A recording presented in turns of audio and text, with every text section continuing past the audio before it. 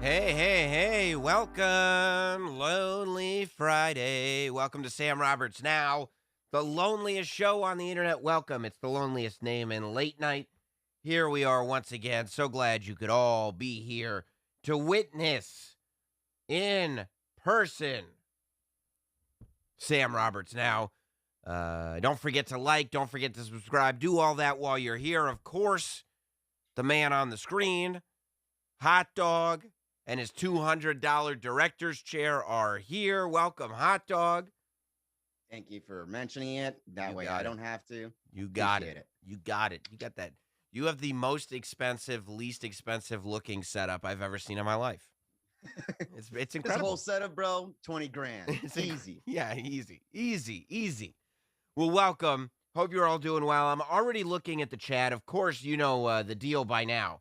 Every super chat is going to get read tonight here on Sam Roberts Now. But I just saw somebody in the chat, and I would mention you by name if it was a super chat, but it was not a super chat, and now it's lost in the matrix somewhere, saying that Popeyes still has corn on the cob. And I don't know, maybe I've been going to the wrong Popeyes. But the Popeyes by me do not have corn on the cob and haven't had corn on the cob for some time, to the extent that it's not just a piece of masking tape over the drive-thru menu anymore. It's a full-on new drive-thru menu where the item is not on there. I don't know if you're gaslighting me. I don't know if you're Mandela affecting me. But I am telling you, corn on the cob is not on the menu of Popeyes anymore. Hot Dog, is there a corn on the cob at the Popeyes you go to? I can go to the Popeyes right now and check it out for you. I don't know if we got time for all that, but I'm telling you, I get corn all the time. And I would ask them, corn on the cob? No, we don't have corn on the cob. Now they don't even put it on the menu because they're so sick of me asking for it every single time. So I don't know what you're trying to do, but it doesn't exist. I was at Popeyes this week. I tried the Popeyes Nuggets.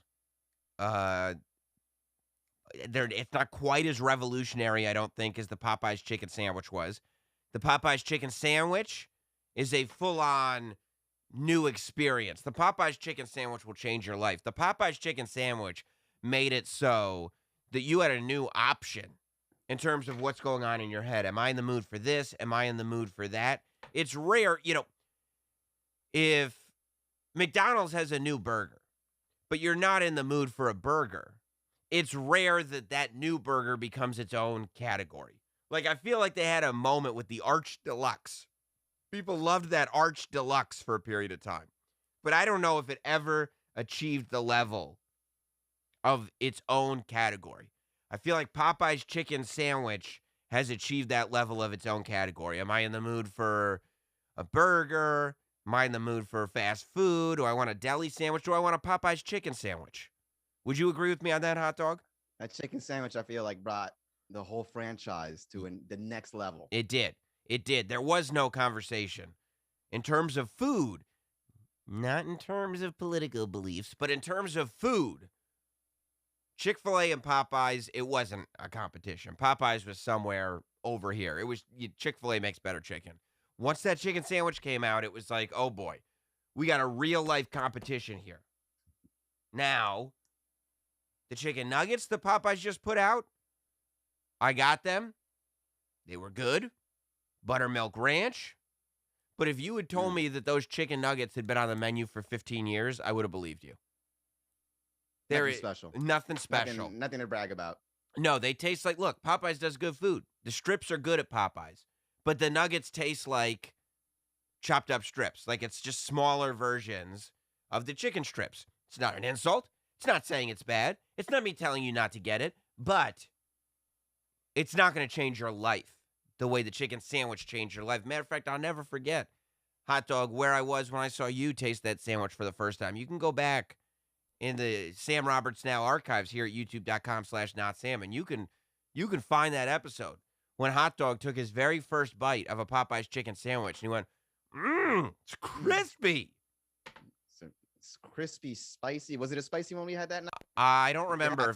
I mean, I remember I got mine with no sauce. I don't like sauce on it. But maybe I got you a spicy one. I don't remember. But I remember you freaking out. And the whole world did. This is a different thing. Not Sam Lehman in the Super Chats. Sam, how do you feel about Popeyes beans and rice? Hot dog, this might hurt your ears. I don't feel any way about anybody's beans and rice. I don't eat beans. I don't eat rice. No beans, no rice for me. When I go to Chipotle, they go, what kind of beans, what kind of rice do you want? I go, no beans, no rice. Keep it moving. They're making the burrito shell. They got it. They're heating it up. What kind of beans, what kind of rice? Just go right to the protein. Go right to the meat. Skip the whole section. Go to chicken, and then we're going to go to the fixins. You just want meat in the bowl. Just throw it in there, and that's it. That's meat, all I need. It's chicken, corn, cheese, lettuce, tomato. Okay. That's it. So Popeyes beans and rice, Chipotle beans and rice, your mom's beans and rice. It's not gonna pass these lips. That should have been an item on Annoying Eater when that hot series was in action. Beans and rice could have been on the menu because it's not on mine. Bring it back. Bring it back. I know that people are asking for it, but I really hated that show by the time it was done. I mean, hated with a passion. By episode 2, probably. Two. I think 2. The first one was fun. By the time I was setting up cameras in my mom's house to eat her desserts, I was like, this is what a waste of time. I hate this. I don't want to do it anymore. I don't like any of this food. But, you know what I had for breakfast this morning? What? Eggy Wags. Eggs is on the menu now. So, all's so well. You did learn. You did change. The show changed you. The show changed me, and it made me better, and we're in a good position because of it. Ultimately, the results were good. So, we're doing well. But we got a lot to talk about tonight here on Sam Roberts Now. So feel free to keep super chatting. I'll be taking a look at it says turn the volume up, son. You turn your volume up on your computer. Turn my headphones up. I have no snare in my headphones. What if I just yell? What if I just talk louder? I don't think I need to turn the volume up. I don't think so. Could be a little louder, but I don't think so. I think you could turn the volume up on your computer and you'll be all right. Get some Sounds speakers. Good to me. Thanks. Get a sound bar for the computer, So anyway, I think we can all agree this week it was this competitor, this woman, Simone Biles, that was in charge of the news cycle over the week. Simone Biles had everybody talking. The Olympics started 1 week ago tonight. The last Lonely Friday. It was the opening ceremony of what is one of the more controversial Olympics, at least in recent history, with all the COVID going around Tokyo, with Sha'Carri Richardson getting suspended because of marijuana, a lot of people wanting the Olympics to be canceled altogether, most of the events being played in empty stadiums. I'm telling you, I watched some of it. Volleyball in an empty stadium is even more ridiculous than in a full stadium. Like, then you're just grown-ups playing volleyball. What are you doing with your life? What's next? What comes after this? It's volleyball. This is the peak. This is what they build their entire lives for. This is it. This is it. And then you go to gymnastics. Simone Biles event. Simone Biles, I would say the greatest gymnast that ever lived. I'm no authority. I don't think I have the right to say that. I don't know that I've ever seen her, or quite frankly, anyone else perform gymnastics ever in my life. But I don't know. I don't know jack shit about her, but All I've heard is good things. All I've heard yeah, is she's great at gymnastics. Great fair claim. at gymnastics. The best at gymnastics. You do a little homework. She's already won Olympic medals for gymnastics. Gold, silver, bronze. She's got a whole collection of them. Who's your So, favorite gymnast of all time? Simone Biles, actually. Simone Biles. Nice. And then my Nice. second favorite, what's her name? Mary Lou Retton? Is she the one that broke her ankle in the 80s? I don't know. Isn't this one the one that like that had that meme or her? It wasn't she a gymnast? The one where like she had her arms crossed and she did a little pout face, like, Yes. That was Michaela Maroney. yeah. Michaela Maroney. Yes. Mary Lou Retton was the one. She like was in, let me see if I can see this. The 1984 Summer Olympics, which, I don't remember. I was months old at the time, so I don't remember actually watching. Hot dog, it was, wow. 1984 was a great year because you didn't even exist. But it was all good until that goddamn 91 hit. 91 sucked. 91 was a tough year. 91 was a real tough year. But Mary Lou Retton, of course, she's a gymnast, and in all her red, white, and blue attire, she did the flips and the flips and the flips. She landed on her foot, and she broke her ankle. She Conor McGregor right on the landing. Joe Rogan come afterwards? Yeah, he did. She fell down right on her ass, and Joe Rogan just sat down next to her with the microphone. Mary Lou, we saw you out there. You were doing a lot of flips. You were looking good. At some point, you had some trouble with your ankle. What happened? Oh, that'd be great if we had Joe Rogan for every event. I would love it. I would absolutely love it. Then, yes, you do have Michaela Maroney, who is, she did the stink face. So, So that's another gymnast that I know. But I have a philosophy on people who are great, and I am not wavering on this philosophy. It's the same thing I said about Tiger. I don't have to care about what they're great at, but you have to, number one, acknowledge greatness, and you have to, number two, allow greatness. These are my philosophies on life. I'm watching the Tiger Woods documentary on HBO, and they're all being like, oh, how terrible was this? He liked to take pills and have sex. Don't care. If he's saying that he needs to cheat on his wife and take pills to be the greatest golfer that's ever lived, then cheat on your wife and take pills. It's not up to me. I can't tell him how to be the greatest at that because I don't know how to be the greatest at that. Only he does. He's the only one that knows how to be the greatest at that, so he can do what he does. People were like, oh, Michael Jordan, he shouldn't have been such a dick to all his teammates. Well, he's just the greatest basketball player of all time. If you're going to tell me that Michael Jordan has to be a dick to his teammates in order to be the greatest of all time, who am I to argue? How can I possibly argue that? Hot dog, if Michael Jordan comes to you and says, look, I know you don't want me to be an asshole, but I have to be an asshole to be the greatest of all time. What are you going to say? No, I get it. I get get it.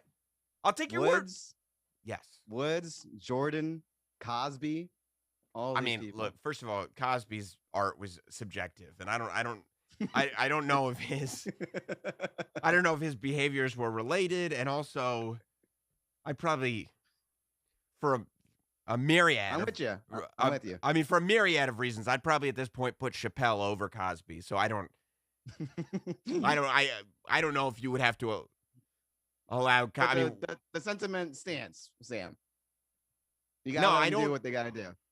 I don't know if you 100% are grasping what I'm saying, but yeah, I think you're kind of there with me. Not the greatest example, but I think you're kind of there with me. So when it comes to Simone Biles, if she comes forward and she goes, look, I screwed up the last landing and I'm going to tell you why. She said she was up flipping around in the air. She's supposed to flip like 2.5 times, I think. And she said after 1.5, she didn't have a clue. And I was thinking to myself, that's got to be terrifying. Because to us, it's 2 seconds up in the air, less. But when you're up there doing all kinds of flips and hoping you don't break your neck on the way down, you probably have to know exactly where you are at all times. That 1 to 2 seconds probably feels like a solid 30. And you're up there aware of everything, right? So when you get to this place where you're like, nope, usually I'm aware of everything up here. For some reason, I'm not. She goes, my brain is not getting into it. I can't trust it. I'm not gonna. I can't perform in the group events. I can't perform in the events anymore. I'm gonna bow out of the Olympics right now. I lost my smile. Well, it's not the same as I lost my smile. I mean, it was a little deeper than that. But look, Shawn Michaels, greatest of all time. If he needs to walk away and find his smile, then by all means, find that smile. If he falls onto a coffin and breaks his back, and then somehow 4 years later, it's like his back was never broken at all, good. If that's what it takes to be the greatest of all time, that's what it takes to be the greatest of all time. So she walks away, and she goes, no, can't do. Mentally, I'm not there. Not going to work for me, brother. I can't do it. Not going to do it. Walking away. And I go, okay, that sucks. But it more sucks for her than it does for me. Like, let's be honest.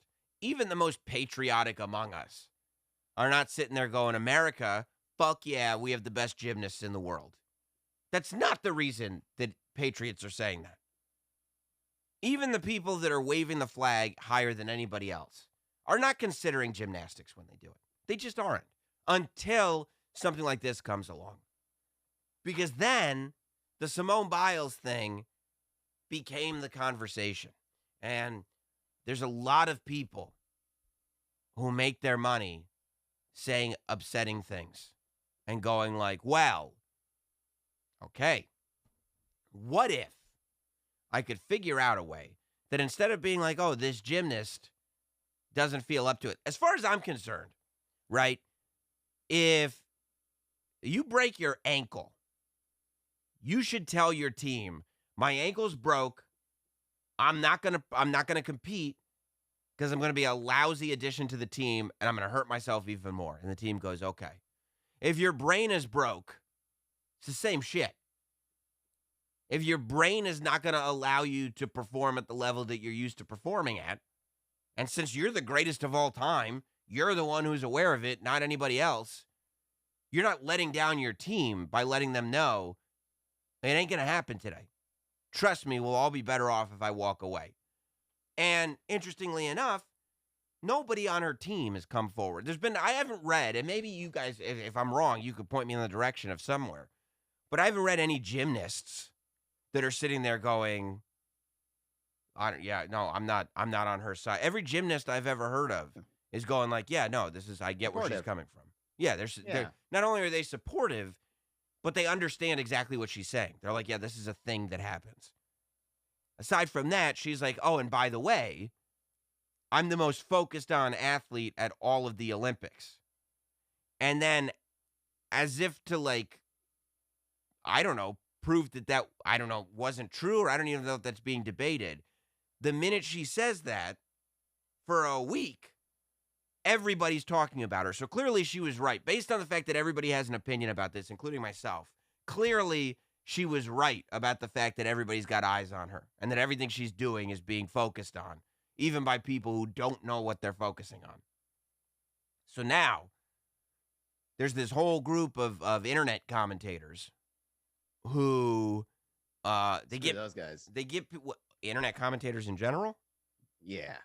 Fuck them. I mean, I don't know if we can go full bore against all of them. Might come across hypocritical, I worry. But maybe, maybe if it's a cause. But they make their money, not just like doing what I like to think we do here, and that's providing humorous anecdotes as it pertains to the stories of the day. But they instead like to take an a point of view that's going to be upsetting to a group of people. And then as that upset comes out, they declare that we're in the middle of a culture war. And because there's a group of people that's upset about what they're saying, they now define that group as the people who are the opposing group in the culture war. So all of a sudden, this thing that didn't exist now just exists out of nowhere, even though it's all completely fake and just set up to keep clicking. Because, I mean, I saw people, Piers Morgan going out and being like, oh, she's letting everybody down. She should never have walked away from her team. You're not even American. What do you care? Not only what do you care, but bro, I saw you walk away from your team. I saw you on TV Yeah. when your team was like, yo, I don't know if you're right about your take on the royal family. He was like, fuck this. And he walked off because his brain wasn't in it. He didn't have the mental fortitude to keep performing on Good Morning Great Britain. I can only imagine the Olympics. And then, you hear people like, well, she's a coward. And I don't know, it goes back to the greatness thing. Like, I don't understand how you can judge whether or not somebody is a coward when you cannot relate to the situation that they're in at all. None of us can relate to that situation at all. Right? So it's like, well, if that were me, you have no idea if that were you. If that were you, it would have been predated by 14 years of gymnastics classes. And since you haven't had that, or the however many 4 medals that she's already got, I really don't want to hear what it would be like if that were you. She let the country down. She let the country down. That's the other thing. She let the country down. Again, a group of people that would never in a million years watch gymnastics, ever, are like, she let the country down. I see Philip Stout says, a lot of people don't believe mental health is a thing. And it is true. I mean, you're going to see this more and more go forward. It's like there's this one point of view that is like, we're clinging on to it. It's mental health is not a real thing. People, you got to be strong. You got to fight through it. Never quit. Be strong, fight through it, never quit. Be strong, fight through it, never quit. Sometimes stuff sucks. And if you're doing a thing that sucks for no reason, you're an asshole. Just because you don't want to quit. I don't quit many things, but you will never catch me doing stuff that, like, I'm like, this is lame. I don't see the upside here. Also, like, you guys saw First Blood and Rambo. Mental health's a thing. That's what we learned in those movies. What are you talking about here? In First Blood? Yeah. How so? Well, he came back from the war. That guy was struggling, you know? Yes. You're looking at the movie all wrong. Your lens is all fogged up. You're confused. You're 100% right, Hot Dog. And they're like, oh, you're gonna compare what Simone Biles does to Rambo? It's like, well, yeah, I mean, Rambo's not real, so it's probably it's probably a little different. Yeah, I guess you're right. But yeah, there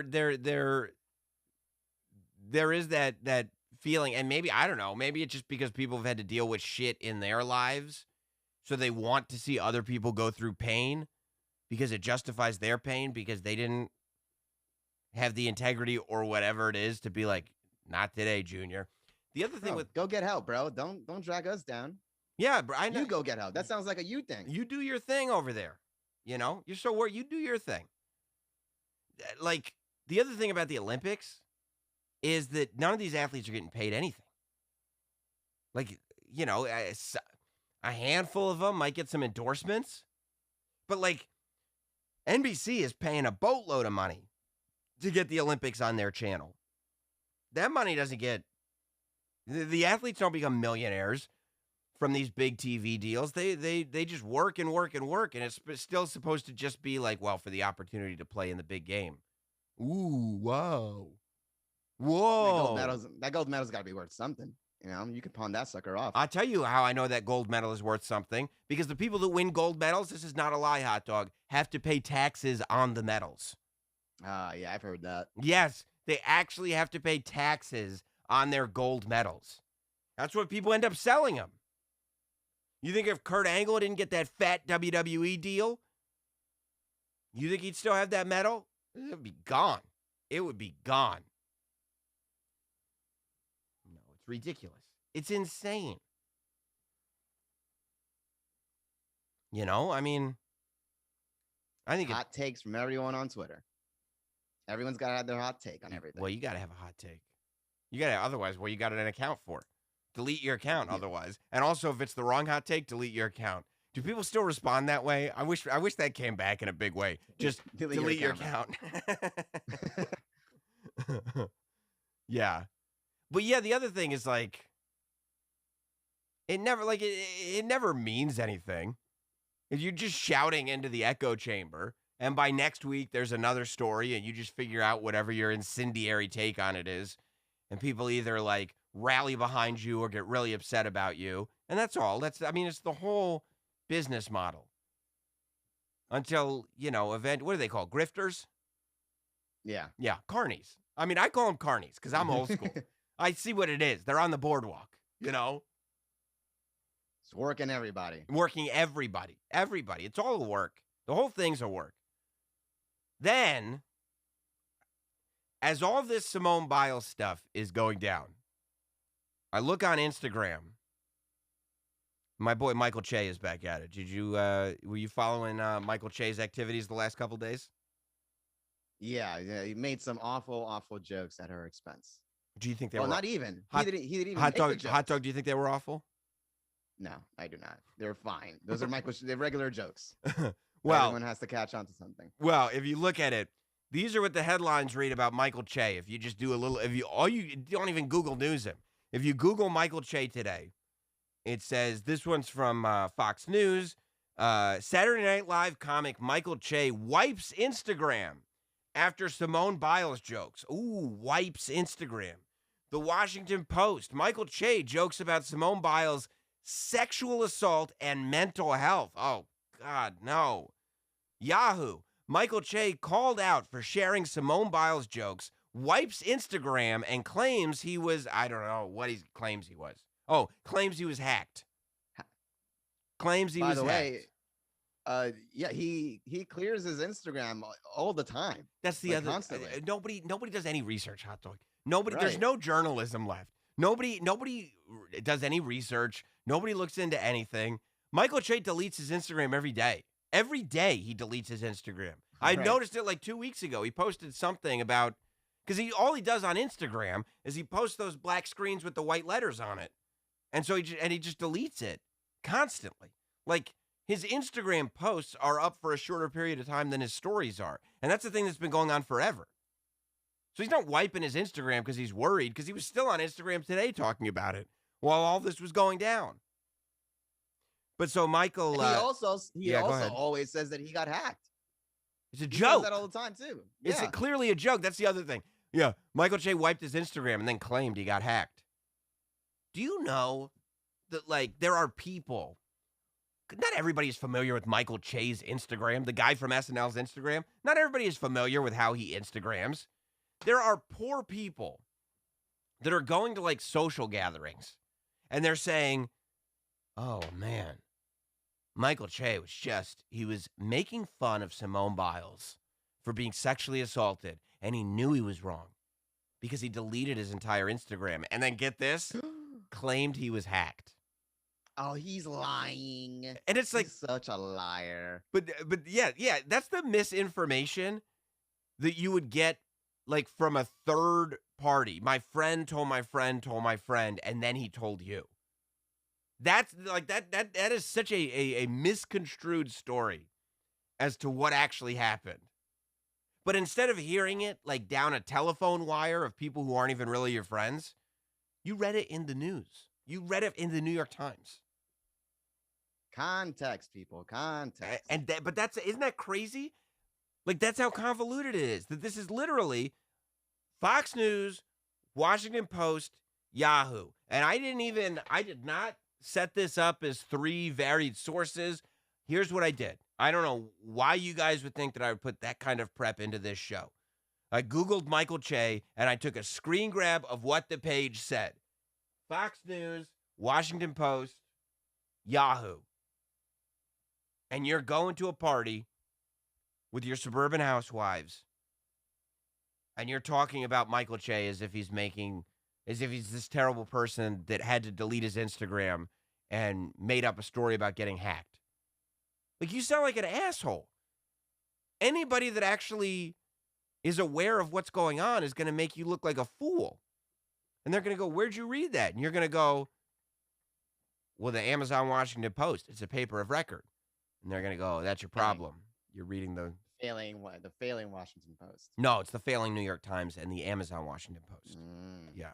But the failing New York Times probably reported a similar story, which makes no sense. Look, this isn't a now we're not getting to a place where it's like, how do you feel about Simone Biles? Michael Che didn't talk about how he felt about Simone Biles. It's like, here's what the headline should read. Comedian makes jokes about biggest news story in the country. Oh, man, you got to be kidding me. No, he did not. No, he did not. Like, what? And you knew it was going to happen, too. I swear, when I saw it on Instagram, I was like, okay, this is going to be tomorrow's story. It was Thursday night he was doing it on Instagram. I was like, okay, this is going to be Friday's story. Here's what he was doing. He posted a thing on his stories that said, I want to make fun of Simone Biles. Like, I want to do Simone Biles jokes. And he said he was going to go to the comedy club with Simone Biles jokes.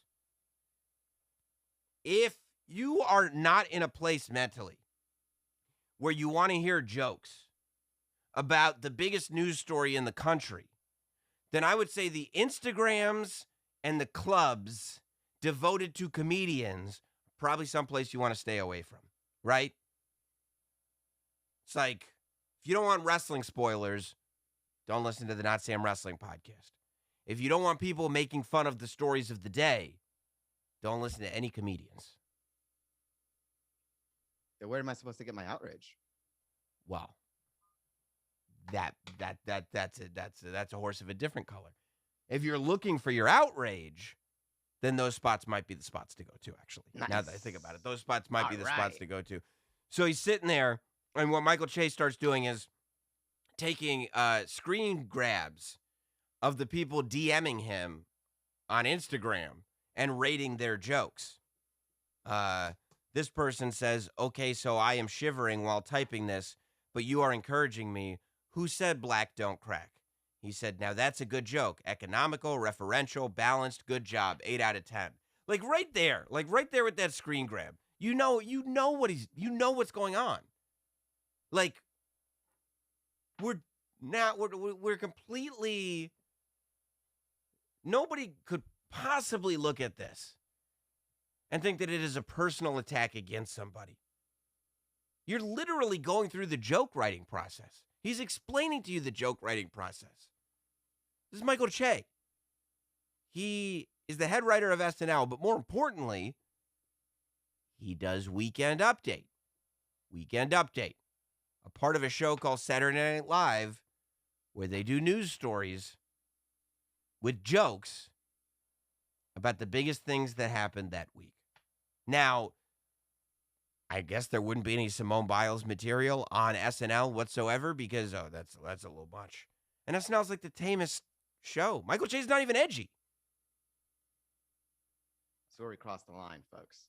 I guess so. And then, what was this one? Oh, this person said Larry Nassar understands Simone Biles better than anyone. He, too, had to quit doing what he loved at the pinnacle of his career because of mounting pressure. And then the person under that wrote, it's hack. And then Michael Che wrote, God damn, that's rough. Absolutely tasteless. 9 out of 10. You have a full acknowledgement that that is an inappropriate thing to say. You have a full acknowledgement that it is absolutely tasteless.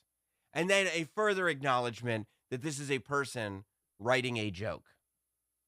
Oh, no, this can't be. There's no context you can add.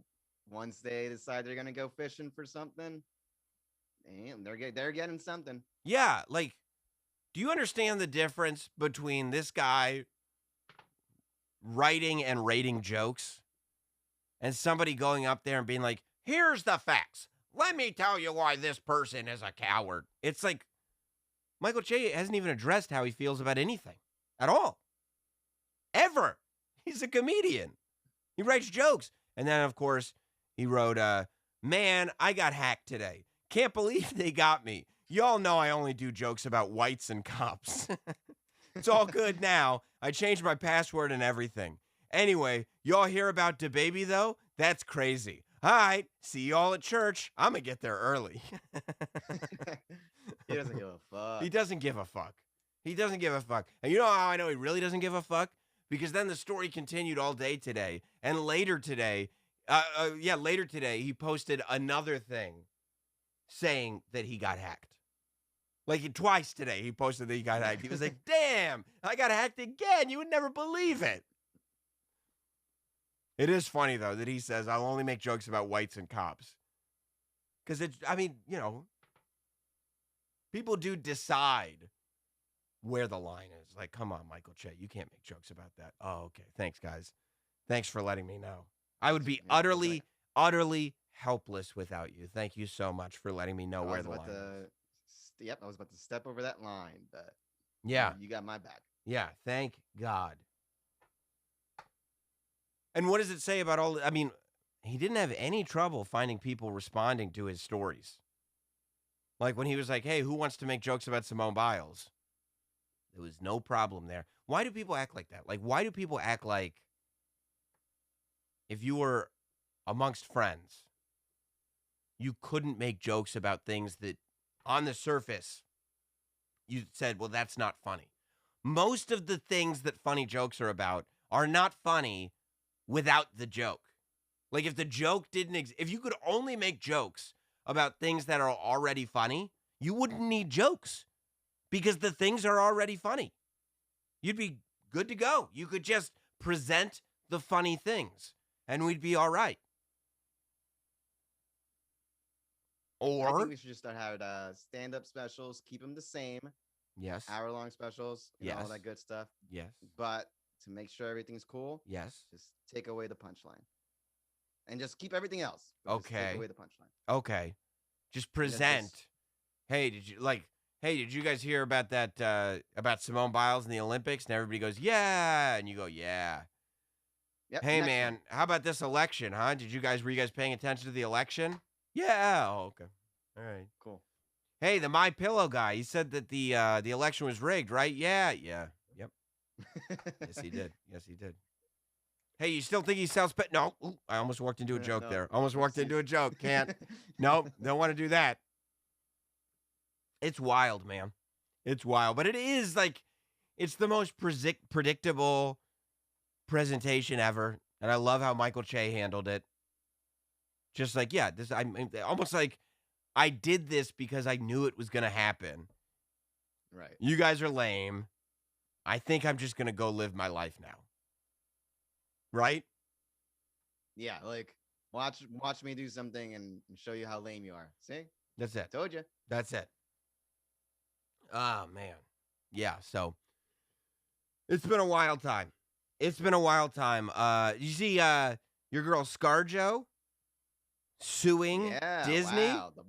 The ball's on her to go against Mickey. The Black Widow has that gun pointed right between the ears of young Mickey Mouse. You know, we went from Walt Disney making these actresses sign contracts. You know, Snow White, I think, had like a contract. The original voice of Snow White, she had this deal where she couldn't work anywhere else. They literally blackballed her after Snow White because Walt thought that the voice of Snow White was too important, that it couldn't get cheapened doing any other roles.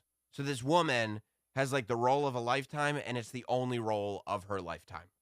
Did they pay her? They continue to pay her? No. They gave her a couple of bucks for the film and told her to find a new trade. Go work in the grocery store or something. Just keep your mouth shut. Don't talk to anyone. But ScarJo, and you knew this was coming too.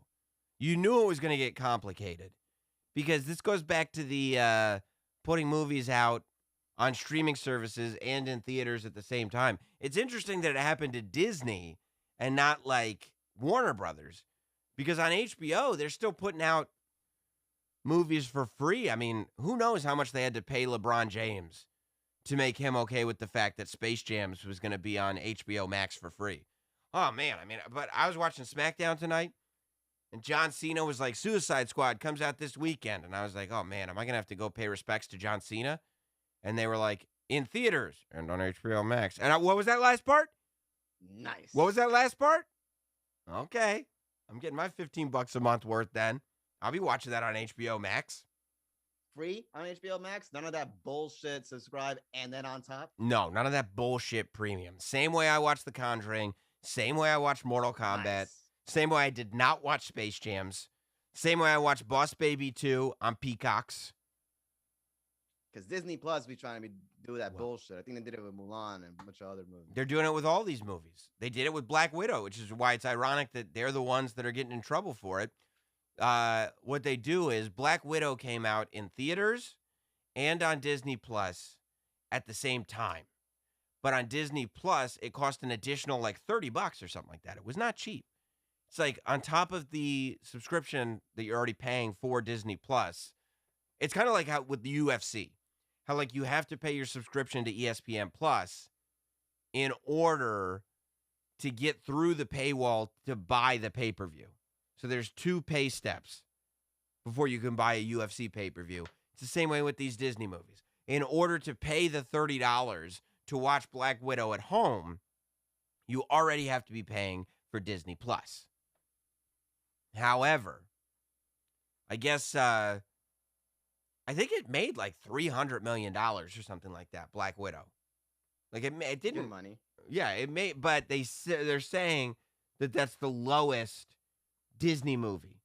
I mean, not Disney, but Marvel movie.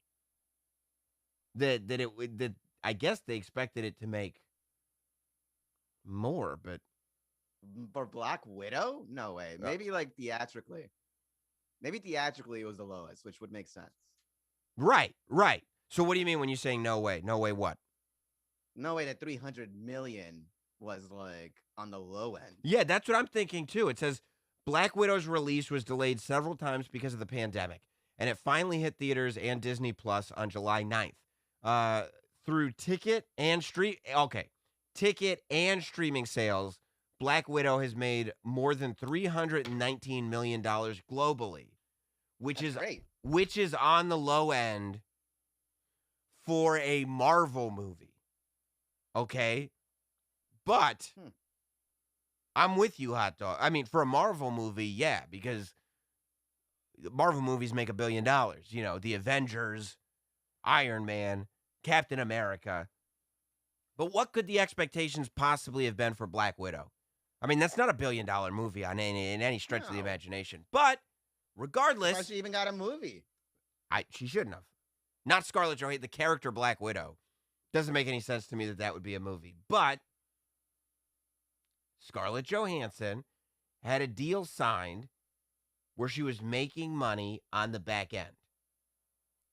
It said in her suit, Johansson says that because Disney released her Marvel film, Black Widow, in theaters and streaming on Disney Plus at the same time, she lost out on millions in back-end compensation. A person familiar with the terms of Johansson's contract told the Wall Street Journal this move cost her more than $50 million. That's a big one. You can't ignore that. So she says, do I think that she would have made the extra $50 million on Black Widow had there not been the Disney Plus release? Absolutely not. However, that's not her problem. Her contract says that the movie will get an exclusive theatrical release.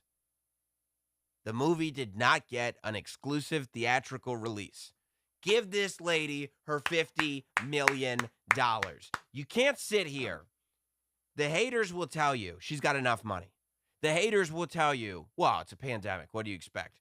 But I will never understand this. It's like, what I don't understand is when you start getting weird about money, people don't feel comfortable rooting for a person who's already got millions of dollars to get another $50 million. So instead, they'll take the side of the $1 billion global entertainment company and go, no, that should be you keeping the money. Like, what's more gross? Scarlett Johansson getting that $50 million because she signed a good contract?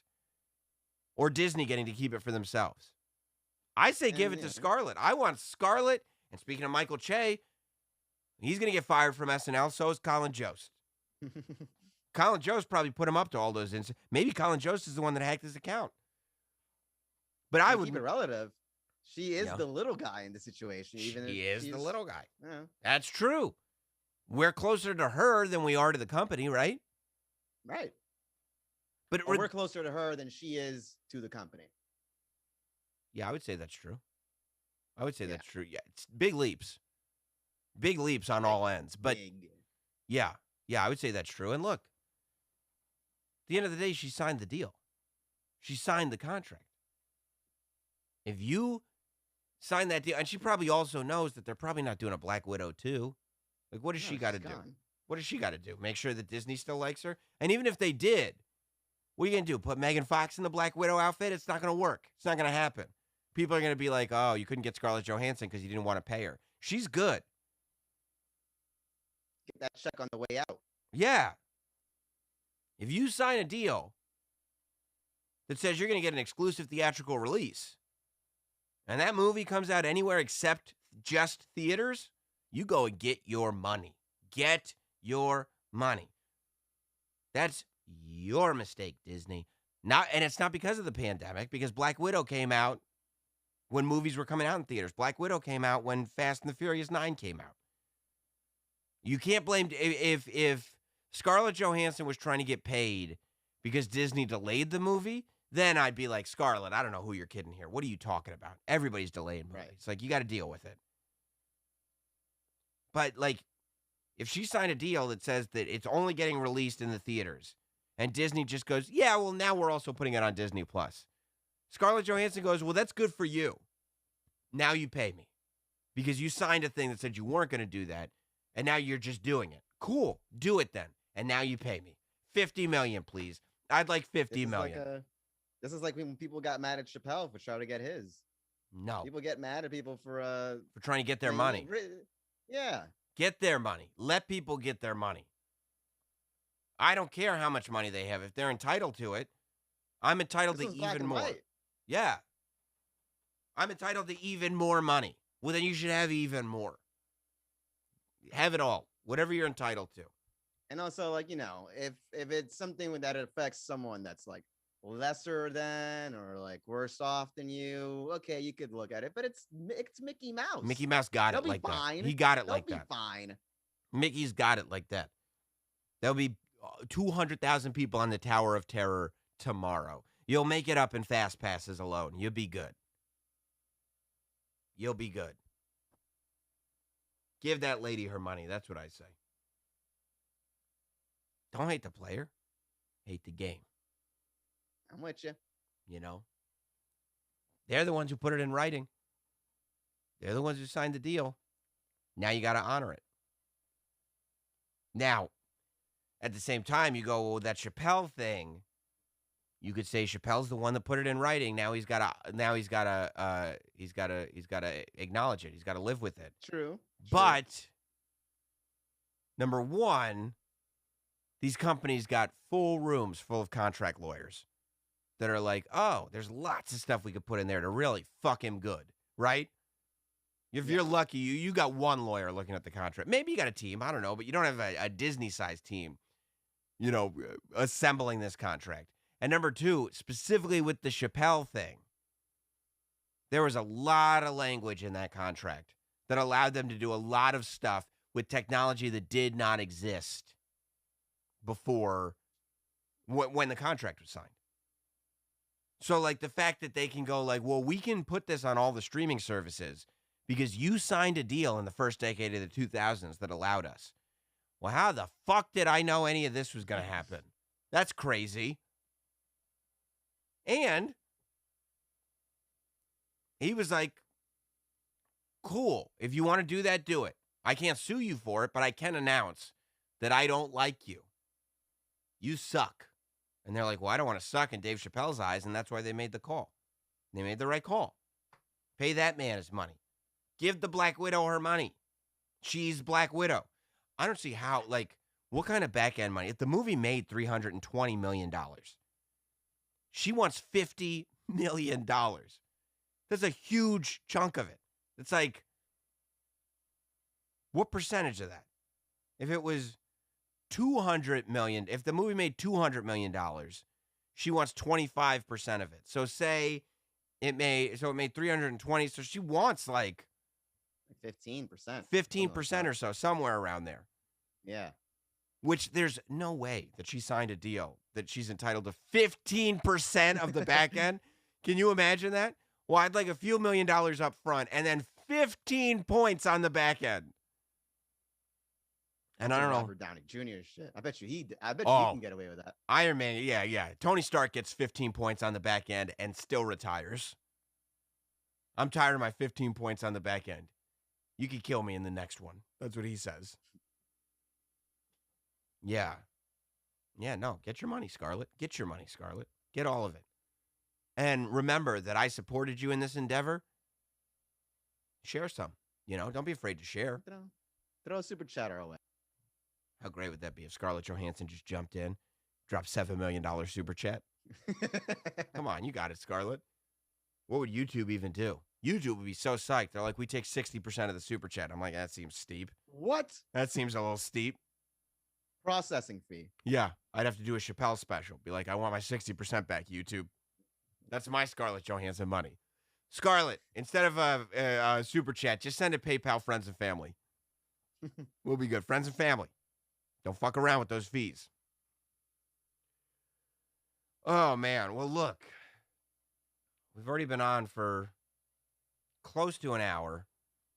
I wanted to talk about my favorite people, my favorite person on television right now, on F-Boy Island. Should we wait a week? Yeah, I think this is worth a good deep in. Yeah, because I feel like I'll rush it now. Did you watch all three that are out already? No, I watched the first episode of F-Boy Island, and then I watched half of the next one. Okay, so yeah, good to wait. And there'll be three more. There'll be three more by next week. Have you seen 3? I only watched the first one. Okay, all right, okay. All right, so yeah, so that's the homework then. We'll get everybody on board. So yes, watch yourself some F-Boy Island. It's the worst show. I mean, I'm happy for Nikki Glaser. I don't know if you saw it, Hot Dog, but if you look at the credits, she's the host, but she's also executive producer on that sumbitch. She's getting she's getting that nice F-Boy check. Get that bag, Nikki. Happy for you. Get it. But I mean, it's like the quintessential reality show. Like, I didn't even know they made them anymore. It's just the dating reality show. And you know what's really bad? I love the premise. Huh? I love the premise. You do love the premise? Yeah. Premise is there's 3 chicks. How about the one who's like ridiculous, but also nuts? The blonde one? Which one? No, CJ. CJ. Oh, okay. Yeah. There's 3 women, and I think 20 guys, 18 guys? 16. 8 fuckboys, 8 nice guys. Right, okay. So 16 guys. And before they get to the island, they have to declare themselves, which I don't know how much I would trust them just declaring themselves. Like, there's no judge. It's just they let us know. Yeah, but, I mean, like, the nice guys kind of sound like fuckboys if you're calling yourself a nice guy. Yeah, and you're going to Fuckboy Island. Yeah. But yeah, you have to declare yourself a nice guy or a fuckboy. And then you just, try to win a date, I guess. Try not to get eliminated. I have a theory that there are 16 fuckboys in that island. You think they're all fuckboys? I think they're all fuckboys. What would you go in as? I'm a nice guy. That's why you think they're all fuckboys, because you're like, I hate all these. You're like an incel. No, they're not actual nice guys. How great would that be if it was 8 fuckboys, 7 nice guys, and 1 incel? Yeah. And the incel would be jackpot. The incel would be you going, no, they're all fuckboys. I'm the only nice guy here. Oh, we found the incel. I mean, they spot me as soon as I got on the island. Oh yeah, nobody's ever looked at you, Hot Dog, and gone like, that guy's trouble. You're trouble, aren't you? And you're like, no. Are you a fuckboy? Yeah. No, I don't care how many Schmedium T-shirts you get. Nobody's confusing you. All right, we'll do that next week then. Fuckboy Island, one of my favorite new characters on television, is on it. But now we go to the Super Chats. As I said at the beginning of the show, Zatoichi's Kane Sword is Cuckboy a category? Yeah, that's what you'd be. Boys, 8 nice guys, and 1 Cuckboy. And you're the Cuckboy. I love it. And B Herb 76 says Incel Island is the next hot show. How great would that be, man? That'd be amazing. If you get 3 ridiculously attractive women and 9 incels, and you put them on an island together, but you don't tell the women that they're incels. In fact, you just tell them, you get 10 of them. 5 of them are fuckboys and 5 of them are nice guys. But in reality, all 10 are incels. There's no fuckboys or nice guys. It's just incels. And then you just watch them coexist. Oh, it'd be the best show ever. I got to call Justin Stengel. We got to get a TV show made. Let's get a pilot. Yeah. And Justin would be like, well, where are you going to find incels? And I'm like, I already know one. Got one in my basement. Yeah, I got one. He's on the show every night. He's ready to go. He turned Dominican Republic into Incel Island when he went with Mary Jean. Remember? Cuckboy Island. Cuckboy Island. What's going on with Mary Jean and your brother? I don't know. Huh. I don't know. Huh. Well, I don't ask. In the meantime, super chat your shit in. In the meantime, hit that like, guys. Oh my God. The stinginess with the like buttons tonight is so stupid. What's wrong with you guys? There's a like button right there. Why wouldn't you smash it? It's right there to be smashed. Turn that sucker blue. Yeah. I want to see shattered iPad screens from smashing the like button so hard. This is ridiculous. Let's get to 69, guys. We got this. If we don't get to 69 likes, it's like, what did I even sit down behind the desk tonight for? No. Come on, guys. What is this? Incel? Next week, you don't start the show until you get at least 20 likes. How about that? Maybe. I mean, what are we turning this into, Incel Island, where nobody's giving anybody likes because everybody's haters? Come on. There's no haters around here. You know the rules. Not only should you all be hitting like, but every super chat gets read. I'm seeing a bunch of chats go through, but they're all moving fast. Ellie Munoz, Incel Island would turn into Lord of the Flies real quick. I'm down to see whatever happens on Incel Island. Whatever happens. If you want to make sure that your comment gets read on the air, super chat it in. Every super chat gets read here on Sam Roberts Now. Mike D says, Doink the Clown 2022 Hall of Fame. Absolutely. Only from 1993. All of them. Aww. No. Doink the Clown, 1993, portrayed by Matt Bourne, WWE Hall of Fame 2022. No other doinks. Not one. Dan Quigley just supporting Sammy Brand Muffins. I appreciate you. PHA3DO. I can't believe I read PH as F. On Sopranos, best, worst episode and season. I don't know what the worst season is. You know, the Steve Buscemi season, it's not a bad season, but that was probably the most lackluster for me because I knew he was going to die at the end of the season. Like, you kind of went in knowing. I don't like shows that introduce a character at the beginning of a season when you know they're going to kill them by the end of the season. You know, when like a guest star comes on for one season. So you know just as quick as we're writing them on, we're going to write them off. It's a cousin that we haven't heard of before, and you know he's going to be dead by the end of it. I mean, his journey was great, and the early episodes of him were awesome when he's like trying to build a massage parlor and everything. But I guess just because I knew he was going to die, but there's really no bad seasons of The Sopranos. I guess season 3 is my favorite. And it's hard to not say that Pine Barrens is the best episode of The Sopranos.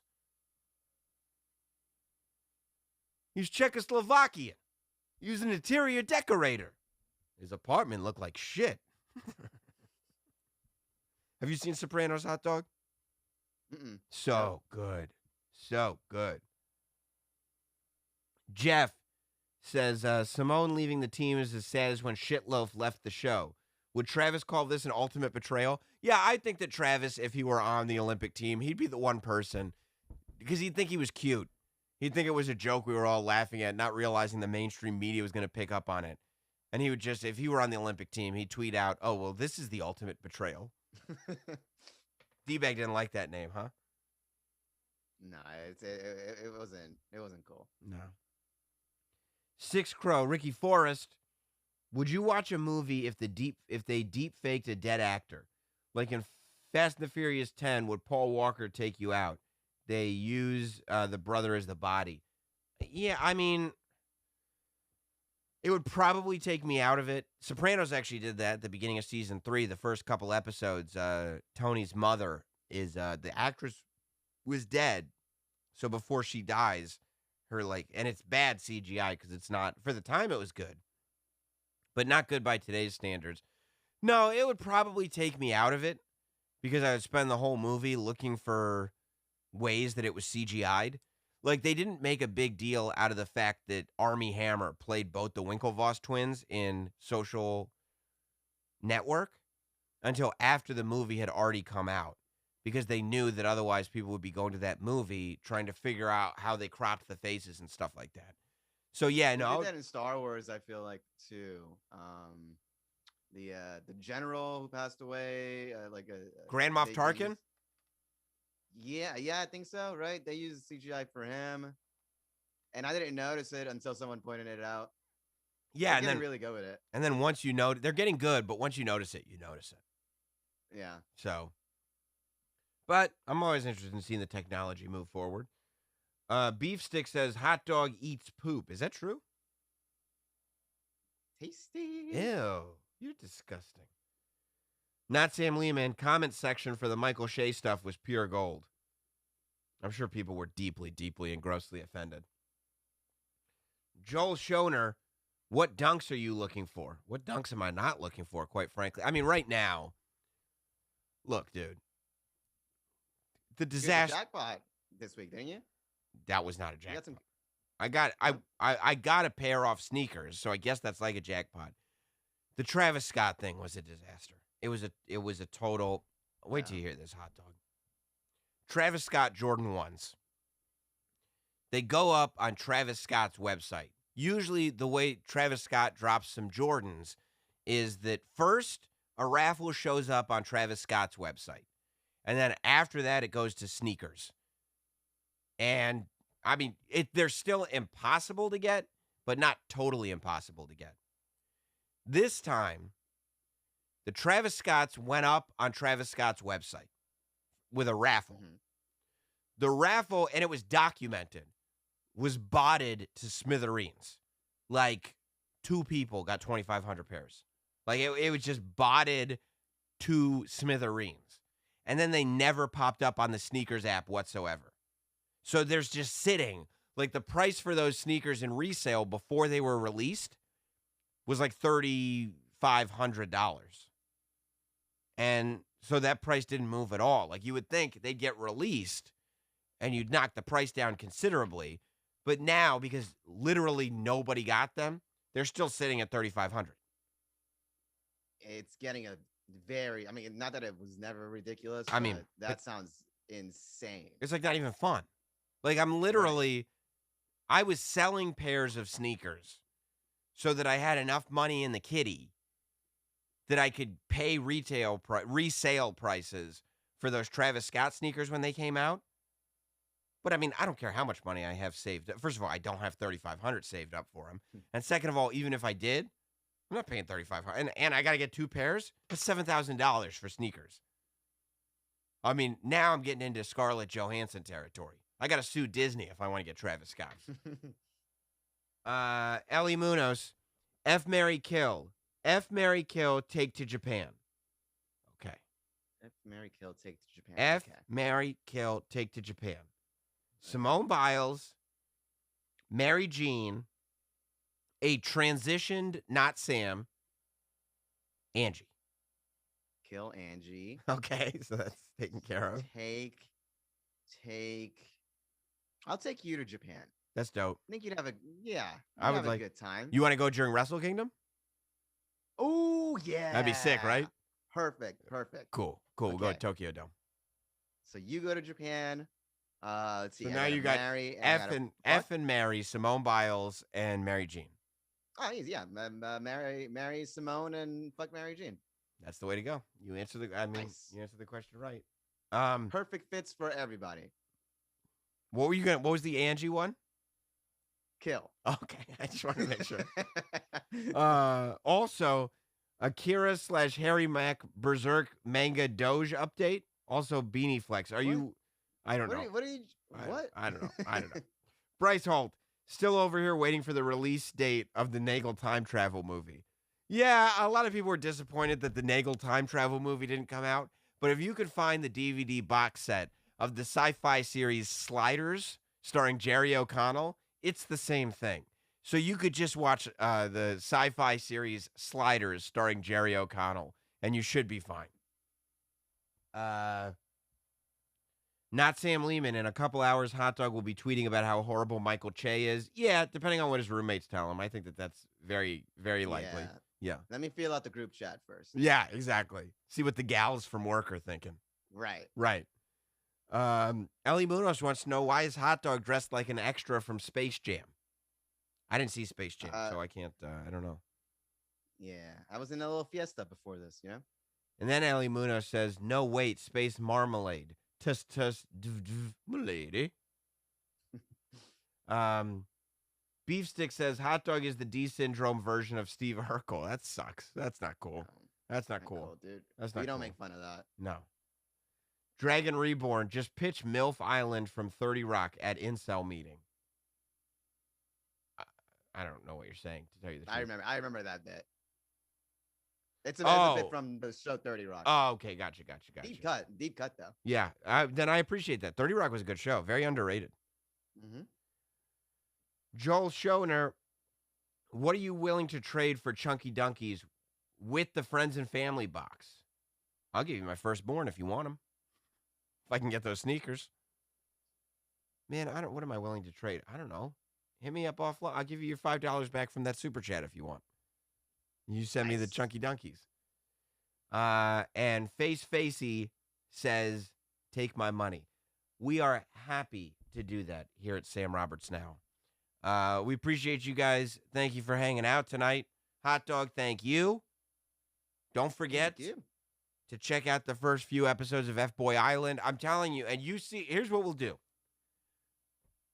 One of my favorite characters on a television show ever is on F-Boy Island. Did you get as much a kick out of this person as I did, or am I a weirdo? Yes. Yeah. At the end of the episode, it's hilarious. Interaction. It's hilarious. It's too funny. My favorite character. See if you can guess who it is by next week. Next week, we'll meet up right here. Maybe we'll do it even midweek or something like that. I don't know. But by next week, same time, we'll meet up here. We'll talk about it. It'll be great. I will see you then. You got 5 styluses. You might as well use them. Have a great night, everybody.